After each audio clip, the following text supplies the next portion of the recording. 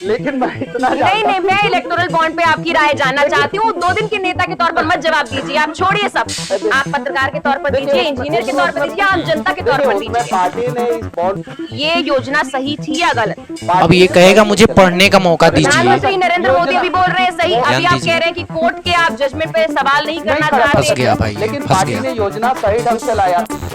नमस्कार साथियों, आप सभी का स्वागत है हमारे एक और वीडियो में। आज की वीडियो बहुत ही ज़्यादा ज़बरदस्त होने वाली है, क्योंकि भाई आज आपको ना एक पत्रकार की महान पत्रकारिता दिखेगी। हालांकि ऐसा कभी दिखता नहीं है, वो भी बीजेपी वालों से सवाल पूछे कोई पत्रकार, ये तो बहुत बड़ी बात हो जाती है। उनका सुख है मेरा सुख है, उनका दुख है मेरा दुख है। तो आज मैं जब ये वीडियो देख रहा था ना, मैं तो दंग रह गया भाई। चलिए खैर कोई नहीं, इन्होंने जो है पत्रकारिता का नाम एक बार फिर से ऊंचा किया है, तो इनका वीडियो तो एक बार हमें ज़रूर देखना चाहिए। देखिए ये किस तरह से मनीष कश्यप पे सवाल पूछ रहे हैं, और यहाँ पे मनीष कश्यप बिल्कुल भी एक भी सवाल का ना क्या कहते हैं कंसेप्चुअल जवाब नहीं दे पाते हैं। कोई भी इनके जवाब में ना, जैसे लॉजिक अगर आप ढूंढेंगे तो भाई दूर दूर तक किसी भी प्रकार की लॉजिक दिखेगी ही नहीं, कि यार मतलब फंसते हुए नजर आएंगे। क्योंकि भाई मनीष कश्यप कैसे हैं आप सभी लोग जानते हैं, व्हाट्सएप यूनिवर्सिटी से पढ़े लिखे हुए पत्रकार हैं नहीं, अपने आप को मान लिए थे एक समय में बहुत बड़े पत्रकार हम हैं। इनको ऐसा लग रहा था कि ये भी जो भी माइक साइक लेके कहीं भी घुस जा रहे थे, तो इनको लग रहा था कि मैं यह पत्रकारिता वाला काम कर रहा हूँ।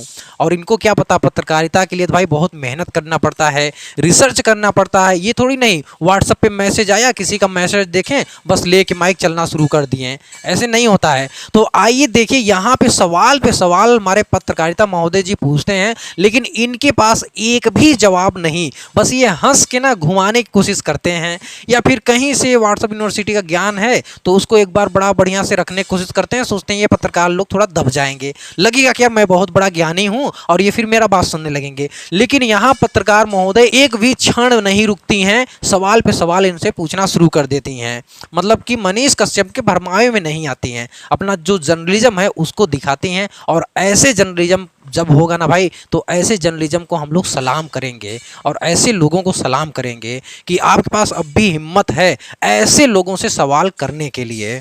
तो चलिए बिना लेट किए हुए वीडियो को देखते हैं, और आप ध्यान से देखिए कि मनीष कश्यप यहाँ पे किस तरह से हंस के सवाल को टालने की कोशिश करता है, या इसका आप देखेंगे मुँह ना अजीब टाइप का बनता है, यार तो यार बुरा फंस गया मैं, कहाँ मैं लोगों को रिलाई करता था, आज मैं खुद रेले जाने लग रहा हूं, और एक भी सवाल का जवाब मैं दे नहीं पा रहा हूं। इससे तो बड़ी दुखद बात कुछ हो ही नहीं सकती है प्यारे साथियों। तो चलिए बिना लेट किए हुए वीडियो को हम लोग देखते हैं। अच्छा, पता है मैं कंफ्यूजन में जी रहा था कि मैं पत्रकार बन गया। इलेक्टोरल बॉन्ड पर राय क्या है, अब बताइए। उसके बारे में तो हमने पढ़ाई नहीं किया, इलेक्टोरल बॉन्ड के बारे में। आपने 10 में से 5 सवाल के जवाब में कहा कि आप 2 ही दिन हुए हैं पार्टी आपको ज्वाइन किए 10 हुए। में से नहीं, सारा सवाल का जवाब दिया सारे हूं। सवाल के जवाब में ही आपने लगभग कहा है नहीं, कि पार्टी ज्वाइन किए हुए 2 ही दिन हुए हैं। हाँ। आपने ये बात मानी पत्रकारिता करते हुए। खैर आप पत्रकारिता आपने पढ़ी नहीं है, लेकिन कंफ्यूजन में जी रहे थे। कितने साल आपको हो गए हैं? देखिए पत्रकार तो मैं था ही नहीं, मैं यूट्यूबर था। अच्छा, पता है मैं कंफ्यूजन में जी रहा था कि मैं पत्रकार बन गया, लेकिन जब जेल गया ना तो पत्रकारों ने मुझे बता दिया कि तुम पत्रकार नहीं हो, तुम यूट्यूबर हो, पत्रकार तो हम लोग हैं। ये चीजें हमको पता चल गया। जानते हैं कैंसर से कितने लोग मरते हैं? नहीं 9 लाख लोग मरते हैं। और पत्रकारों ध्यान से देखिए, भरमा रहा है पत्रकारों को भाई ये, कि कैंसर के खिलाफ बोले कि इस तरह से बोलेंगे तो हमसे सवाल नहीं पूछेंगे, हमारे चक्कर में आ जाएंगे। उन लोगों ने मुझे बता दिया कि मनीष तुम पत्रकार नहीं हो, तुम हम लोगों के साथ नहीं हो, हम लोगों की श्रेणी में नहीं हो, तुम अलग हो। तो जेल से निकलने के बाद मैं यूट्यूबर हूँ, वो अभी रुकिए देखिए, भले ही यूट्यूबर है, भले ही पत्रकार है, भले ही नेता बन गया, भ्रष्टाचार पर आपकी राय क्या है? इलेक्टोरल बॉन्ड खत्म होना चाहिए, और इलेक्टोरल बॉन्ड अभी भी ग्राउंड लेवल पे भ्रष्टाचार है। एक शब्द ज्यादा बोल दिया मैं आपको, एकदम भ्रष्टाचार। इलेक्टोरल बॉन्ड पर राय क्या है?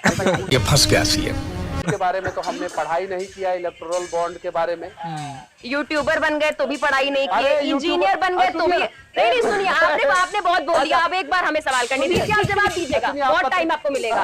आप इंजीनियर बन गए, इलेक्टोरल बॉन्ड के बारे में नहीं जानते। आप 2 दिन के नेता बन गए, आप इलेक्टोरल बॉन्ड के बारे में नहीं जानते। आप क्रांतिकारी बन गए, आप देश में उस योजना के बारे में नहीं जानते जिसके बारे में सुप्रीम कोर्ट ने कह दिया कि यह असंवैधानिक है, जिसके बारे में आप जिस पार्टी में गए हैं ये कह दिया गया कि उस पार्टी ने उन कंपनियों से चंदा लिया है। जवाब तो दो भाई, जिन कंपनियों सवाल पर तो पूछा ही जा रहा है। की रेड पड़ी है, आपको उसके बारे में जानकारी नहीं है।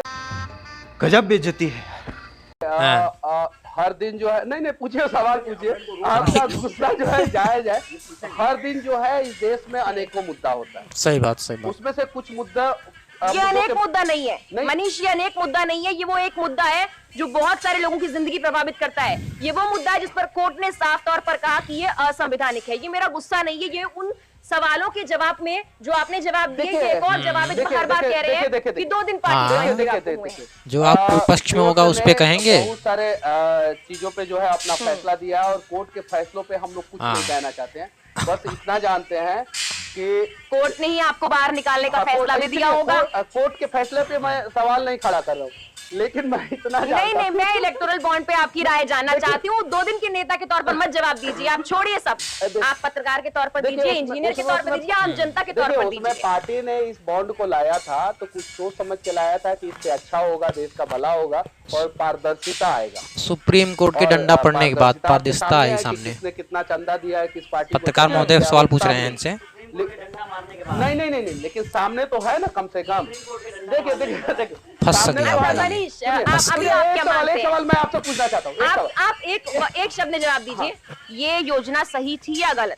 अब ये कहेगा मुझे पढ़ने का मौका दीजिए। प्रधानमंत्री नरेंद्र मोदी अभी बोल रहे हैं सही। अभी आप कह रहे हैं कि कोर्ट के आप जजमेंट पे सवाल नहीं करना चाहते। फंस गया भाई, लेकिन फंस पार्टी गया। ने योजना सही ढंग से लाया था, सही तरीके से लाया था। इम्प्लीमेंट नहीं हुई। नहीं, इम्प्लीमेंट भी सही तरीके से हुआ था, लेकिन उसमें अब आगे क्या हुआ उसके बारे में मुझे स्टडी करने का मौका दीजिए। आप खुद ही कह रहे हैं पारदर्शिता के तौर पर और लाई। क्या? अब आप कह रहे हैं आपको स्टडी करने की जरूरत है। बाद में क्या हुआ उसके बारे में मुझे जानकारी नहीं। चलिए, खुन्नस मैं है, इंतजार करूंगी। खुन्नस है। 2 महीने के तो नेता देखा बन अपने जाएंगे, साथियों, आपसे मौका मिलेगा जब सवाल इनसे करने कोई का। कठिन सवाल पूछा जाएगा, ये माइक लेके कहीं भी घुस जाएंगे, तब इन्हें नहीं लगेगा कि यार थोड़ा मुझे मर्यादा में होना चाहिए। पत्रकारिता की भी एक मर्यादा होती है, थोड़ा जांच करें, सही से चीज़ों को इकट्ठा करें, रिसर्च करें। नहीं बस पता चला, व्हाट्सएप पे ज्ञान मिला कि हाँ यार वहाँ ऐसे ऐसे हो रहा है, बस चले जाओ माइक लेके इधर उधर करना, तब इनको नहीं लगेगा। लेकिन यहाँ पे जब इनसे सवाल पूछा जाएगा, भाई खुन्नस है क्या, अभी मुझे स्टडी करने का मौका दीजिए। भैया इलेक्टोरल बॉन्ड कब से एक्सपोज हुआ है और तुम नेता भी बन गए हो, कब से पत्रकार बने बैठे थे और तुम्हें अभी स्टडी करने का मौका चाहिए। बाकी प्यारे साथियों, आपकी अपनी राय क्या है कमेंट में ज़रूर बताया करिए। आपके कमेंट, लाइक, शेयर से हमें बहुत ज़्यादा मोटिवेशन मिलता है, बहुत ज़्यादा शक्ति मिलती है भाई नेक्स्ट वीडियो बनाने के लिए। तो आज की वीडियो में बस इतना ही रखते हैं, मिलेंगे फिर से एक और नए बेहतरीन वीडियो के साथ। तब तक के लिए हमें दीजिए इजाज़त। बहुत बहुत धन्यवाद।